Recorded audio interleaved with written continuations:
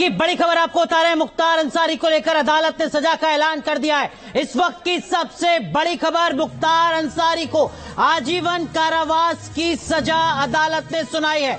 उम्र कैद की सजा का ऐलान हुआ है मुख्तार अंसारी के लिए। इस वक्त की सबसे बड़ी खबर आपको बता रहे हैं, उम्र कैद की सजा और उसके साथ साथ 1 लाख रुपए का जुर्माना मुख्तार अंसारी पर। हमारे सहयोगी सुशांत इस वक्त की सबसे बड़ी खबर ब्रेक कर रहे हैं वाराणसी से। इस वक्त की सबसे बड़ी खबर, माफिया मुख्तार को लेकर सबसे बड़ी सजा का ऐलान हुआ है।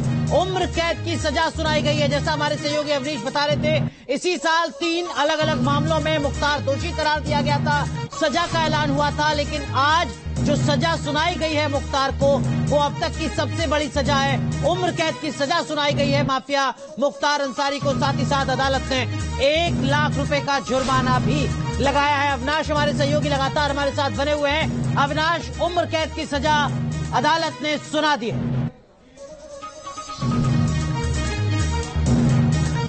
बिल्कुल, देखिए ये एक बहुत बड़ा फैसला है और देखा जाए तो अब सुप्रीम कोर्ट है तो via plate court honourable high court जाएंगे। उसके बाद जो भी होगा कोर्ट 6 महीना और जेल में रहेंगे। टोटल क्या फैसला सुनाया? टोटल यही है कि उनको उम्र जो है जेल में बिताएंगे, उम्र कैद या जिसको आजीवन कारावास कहते हैं, वो अब सजा उनको 302 में दिया गया है। ऑनरेबल कोर्ट अविनाश इतने दिन से जेल में है तो क्या उम्र कैद माइनस होगी? नहीं, देखिए अब देखिए जुर्माना लगाया गया है। देखिए 1 लाख जुर्माना उसमें भी लगा है और 145 में 20,000 रुपया जुर्माना लगा है। और 20,000 जुर्माना नहीं देते तो 3 महीना और जेल में। तो इस जी इतने दिन से जेल में है तो देखिए ऐसा नहीं है कि वो कंपनसेट होगा। आजीवन कारावास का इंटरप्रिटेशन अलग है और आजीवन मतलब आजीवन कारावास होता है। शासन बाद में नेक चलनी पे वो अलग इशू है। जेल मैनुअल के आधार पे जो आप बड़े बड़े केसेज में देखे हैं कि मुलजिम बाहर आए हैं, तो ये कैसा केस होगा, शासन इसको किस रूप में लेती है। तो जिस प्रकार से इनका आपराधिक इतिहास है, इनको कोई रेमेडी नहीं मिलेगी, ऐसा जी सवाल उठ रहा है कि चूंकि मुख्तार अंसारी पहले से ही जेल में, तो जो उन्होंने सजा काट ली है, क्या उस पर माइनस होगी या उतनी सजा? देखिए ऐसा है कि इनको 4-5 अन्य मामलों में भी सजाएं हुई हैं,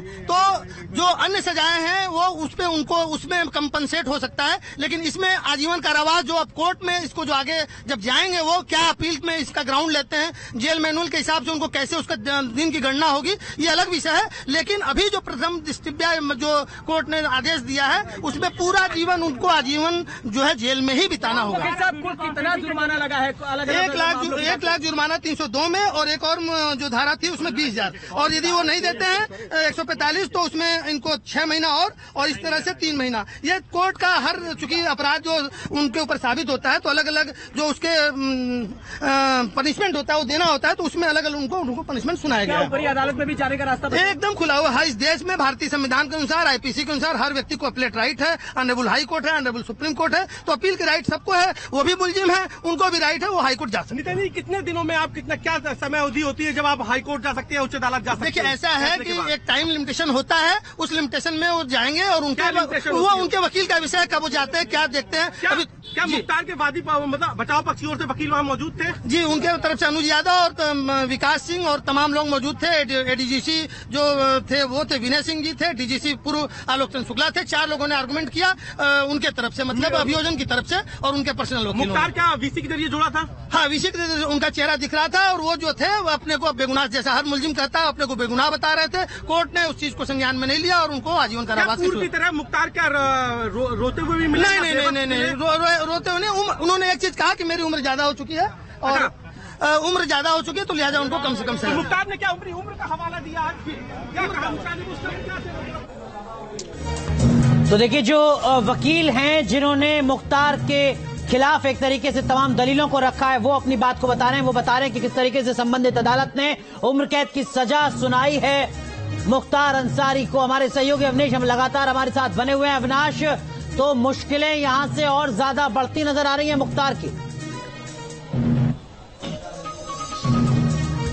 निश्चित तौर पर देखिए, इस मामले में उम्र कैद की सजा सुनाई है कोर्ट ने, यानी कि आजीवन कारावास। कई बार देखा जाता है कि अगर कोई जो कैदी है पहले से जेल में है तो उसकी सजा कम कर दी जाती है जब उसको उम्र कैद की सजा सुनाई जाती है। लेकिन जैसा कि वकील अभी जिनका बयान अभी सामने आ रहा था, उन्होंने साफ तौर पर कहा कि इस मामले में आजीवन कारावास, यानी कि आजीवन कारावास उनको पूरी उम्र जेल में ही बितानी पड़ेगी, यानी कि इस मामले में कोई छूट नहीं मिलने वाली है। तो निश्चित तौर पर देखिए, चूंकि ये संभावित भी था, क्योंकि चूंकि जो आरोप था वो हत्या का आरोप था और बहुचर्चित हत्या थी, जिसको जिसको लेकर पिछले 30 सालों से कोर्ट में कानूनी लड़ाई लड़ी जा रही थी।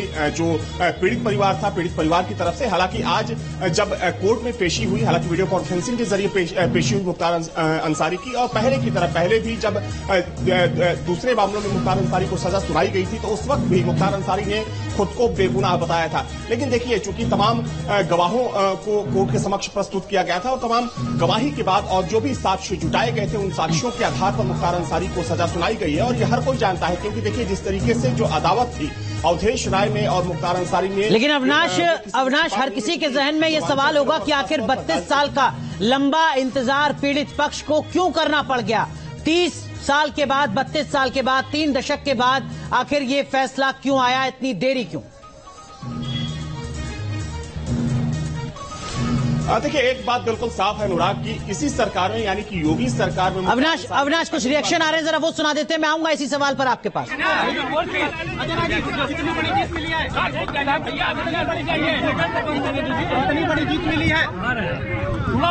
देखिए, ये 32 साल की लड़ाई जो मैंने अपने सभी साथियों, परिवार और अपने वकील, हमारे जो लोग, सभी लोगों ने मिलकर जो ये लड़ाई लड़ी, उस लड़ाई में आज बाबा विश्वनाथ की कृपा से हम लोगों को विजय मिली है और ऐसे दुर्दांत अपराधी को माननीय न्यायालय ने आजीवन कारावास की सजा सुनाई। कितनी बड़ी जीत मानते हैं इसे? अरे ये आज हम लोगों के जीवन का 32 साल से जिसका इंतजार कर रहे थे, आप 32 साल के बाद ये फैसला आया है, तो अब इसका आप समझ सकते हैं कि हमारा, हम और मेरा परिवार और हमारे बड़े भाई की बिटिया अवधेश भैया की, सभी लोग बहुत ही न्यायपालिका का शुक्रगुजार है। सब लोग धन्यवाद देते हैं। कितनी उम्मीद थी इस फैसले को लेकर? कितनी उम्मीद थी? हम लोगों ने जो डटकर काम किया था, जो डटकर हम लोगों ने गवाही की थी, चीरा किया था, और जो हम लोगों ने साक्ष्य दिया था, उससे ये लगता था कि निश्चित तौर से इस ज्यादा से ज्यादा सजा इनकी होगी, और वो न्यायपालिका ने उनको ये किया। बिल्कुल, न्यायपालिका ने पूरी तरीके से जबरदस्त तरीके से निर्णय दिया है। हम न्यायपालिका के निर्णय का स्वागत करते हैं। क्या लगता है कि पूर्वांचल माफिया मुक्त होगा? इसकी बात हो चुकी है। निश्चित तौर से लड़ने वाला आदमी चाहिए, लड़ेगा, जो खड़ा रहेगा वो निश्चित माफियाओं से, अपराधियों के खिलाफ लड़ा रहेगा। और हम सब लोग, चाहे कोई सरकार रही हो, हम 32 साल से लड़ाई इनकी लड़ रहे हैं।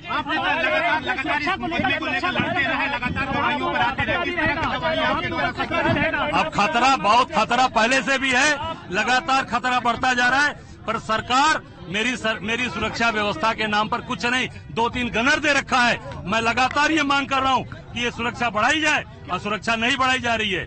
अगर मेरे साथ कोई दुर्घटना होती है, उसकी पूरी जिम्मेदार ये भारतीय जनता पार्टी की सरकार होगी। अब ये सरकार को तय करना चाहिए कि जो व्यक्ति लड़के खड़ा है उसकी सुरक्षा करे और उसके पूरे परिवार की सुरक्षा करे।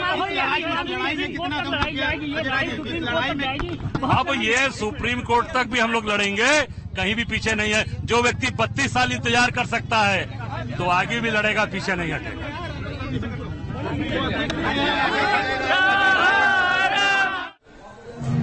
तो अवधेश राय के भाई अजय राय को आप सुन रहे थे, जिन्होंने बताया कि 32 साल की लड़ाई के बाद जो अदालत की तरफ से फैसला सुनाया गया है, उम्र कैद की सजा माफिया मुख्तार को सुनाई गई है, उसका वो स्वागत कर रहे हैं। हमारे सहयोगी अविनाश हमारे साथ बने हुए। अविनाश, 32 साल का लंबा इंतजार क्यों, ये सवाल मैं आपसे पूछ रहा था। और लगातार जिस तरीके की तस्वीरें बीते सालों में आई कि अदालत से जो ओरिजिनल फाइल थी वो गुम हो जाती है, अदालत के ठीक बाहर बम ब्लास्ट किया जाता है ताकि गवाहों को धमकाया जा सके, इस तरीके की तमाम कोशिशें होती हैं, और शायद यही एक बड़ी वजह थी कि अब 32 साल का लंबा वक्त लगा इस फैसले के